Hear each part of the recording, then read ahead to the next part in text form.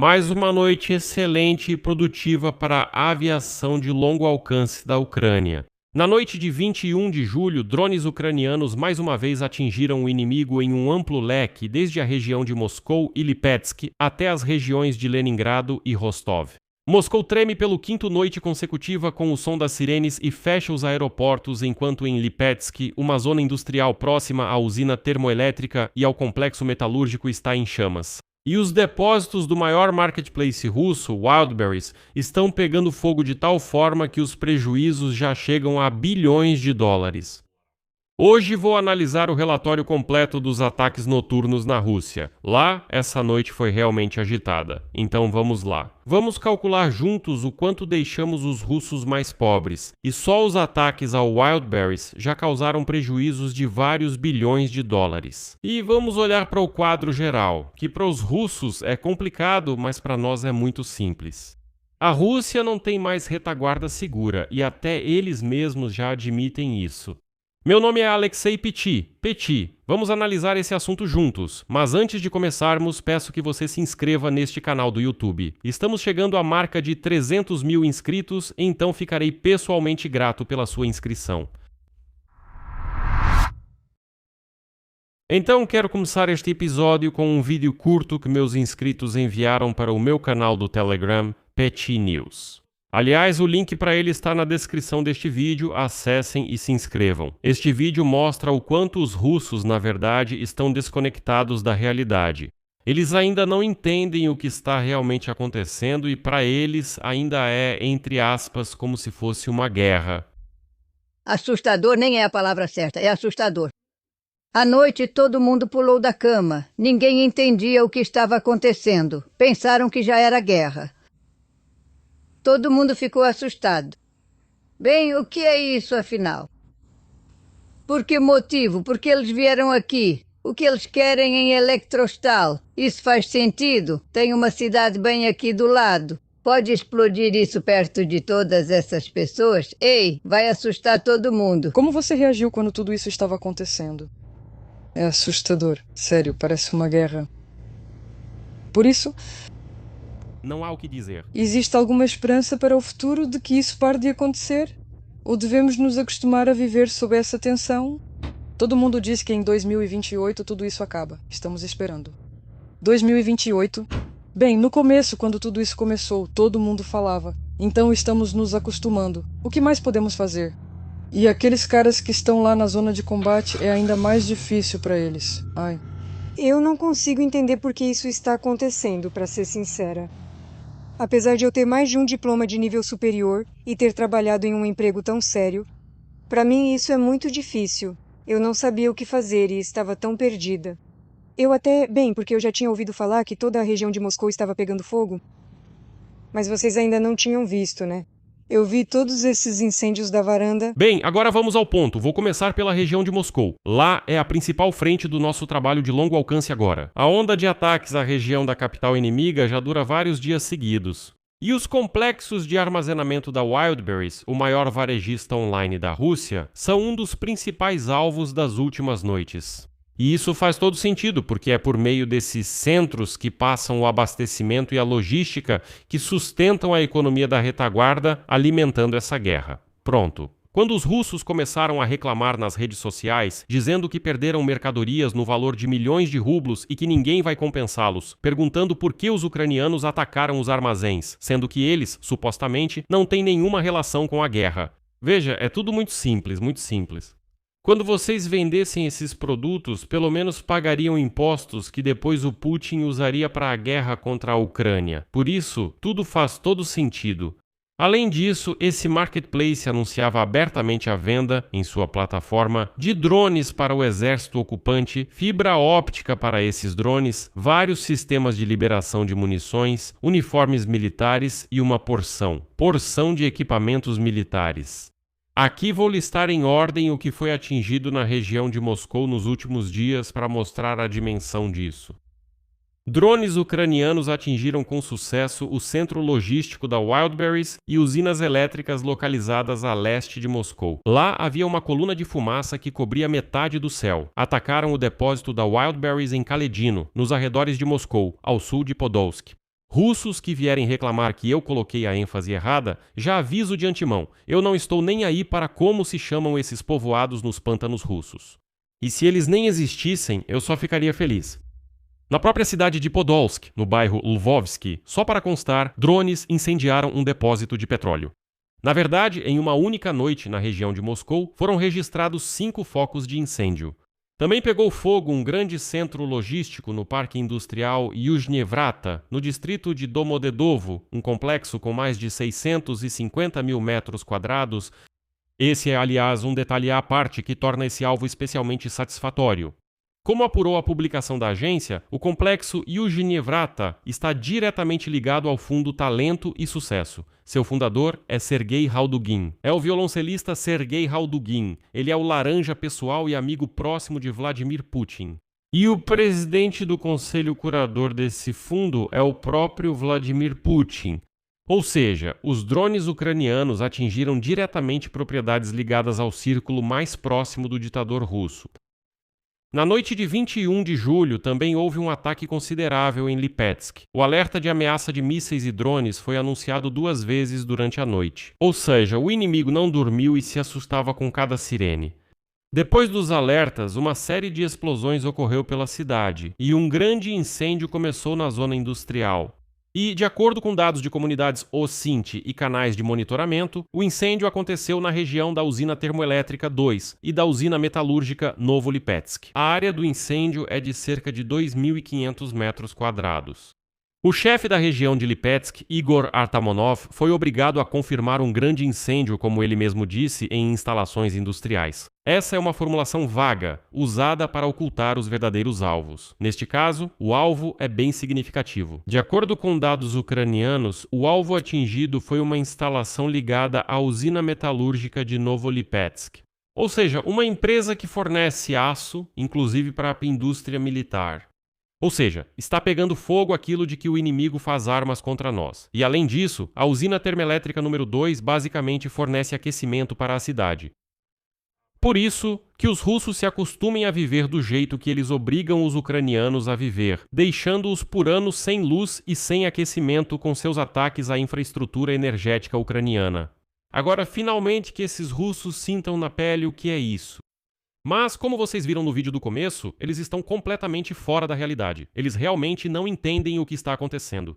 Principalmente aquela vovó que dizia: "O que é isso? Vocês estão malucos? Moram pessoas aqui e vocês ficam lançando drones. O que estão fazendo?" Bom, eu não vou conseguir, claro, imitar esse sotaque, mas vocês entenderam a ideia.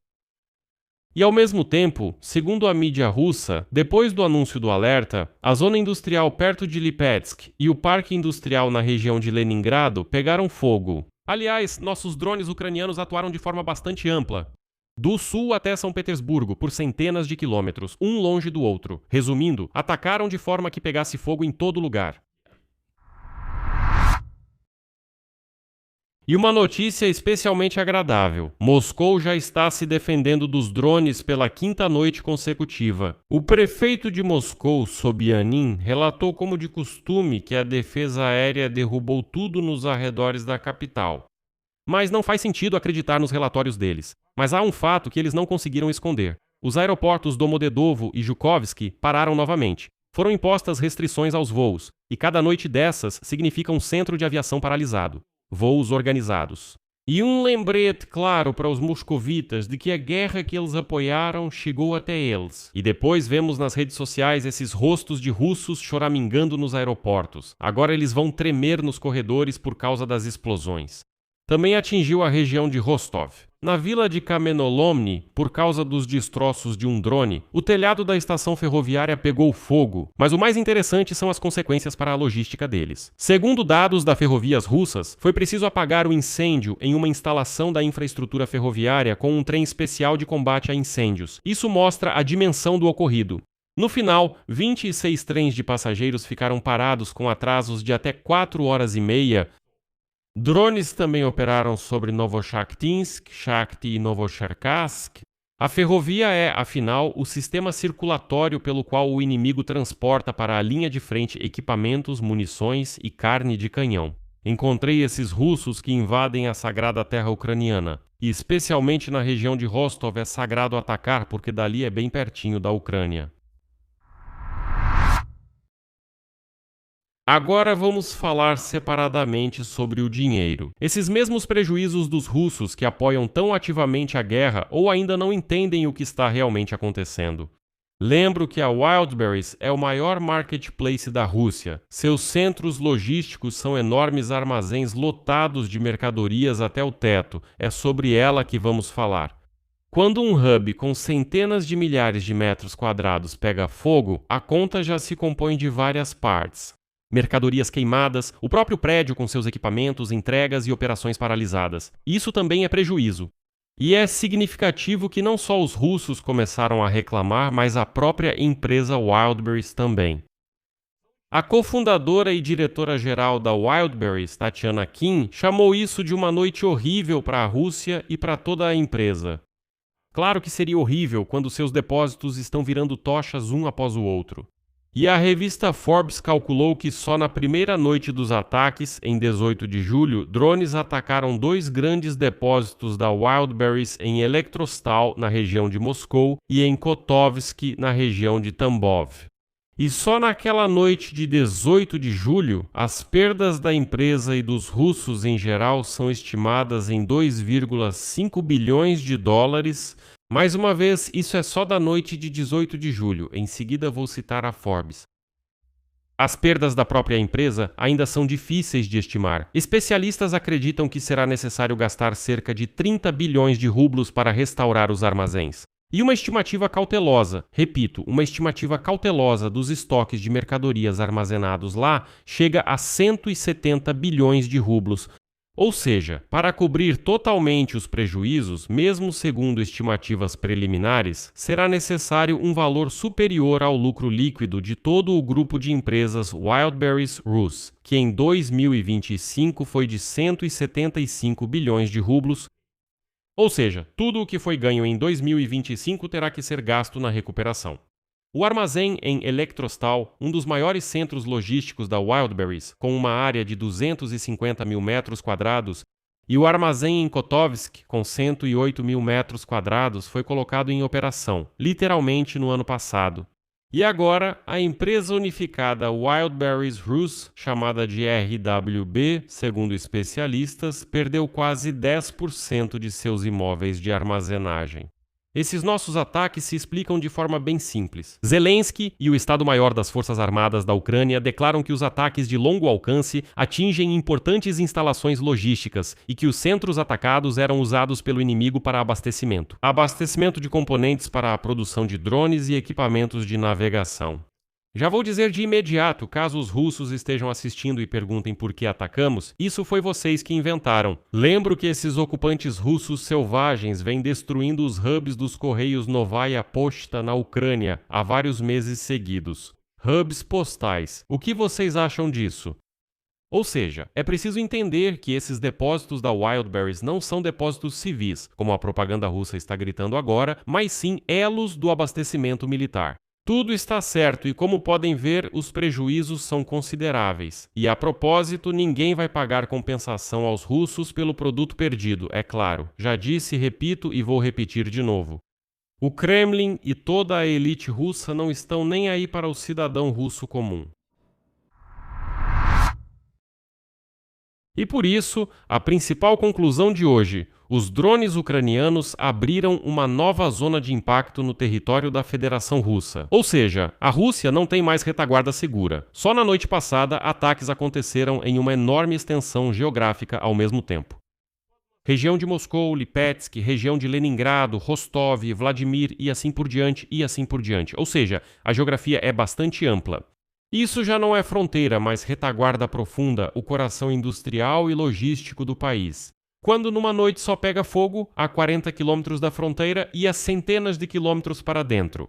Isso significa que os russos já não têm mais retaguarda no sentido antigo. Resultado: A região de Moscou nas últimas 2 noites são os depósitos da Wildberries pegando fogo, a depósito de combustível incendiada em Podolsk. O hub queimado Yuzhny Vrata, ligado ao bolso do Putin, também pegou fogo em Lipetsk. Incêndio em 2.500 metros quadrados perto da usina termoelétrica 2 e da usina metalúrgica que produzia aço para as armas deles. E em Moscou? Quinta noite sob drones, parada em Domodedovo e Zhukovsky, região de Rostov. Estação em chamas em Kamenolomny e 26 trens retidos. Região de Leningrado e Vladimir. Lá também foi atingido. No geral, os prejuízos, especialmente para a Wildberries, já chegam a bilhões de dólares, ou seja, Ucrânia, metodicamente, está levando a guerra de volta para onde ela veio, ou seja, para o interior da retaguarda russa, e está fazendo isso não mais de forma pontual, mas por uma vasta área, e tudo isso em uma única noite. E os russos, como um rebanho ignorante, continuam sem entender o que está realmente acontecendo. Aqui vou colocar reticências. Escreva sua opinião e suas conclusões nos comentários abaixo deste episódio. Inscreva-se no canal, ative o sininho e não se esqueça de deixar um like. Por hoje é só. Cuidem-se. Até mais a todos.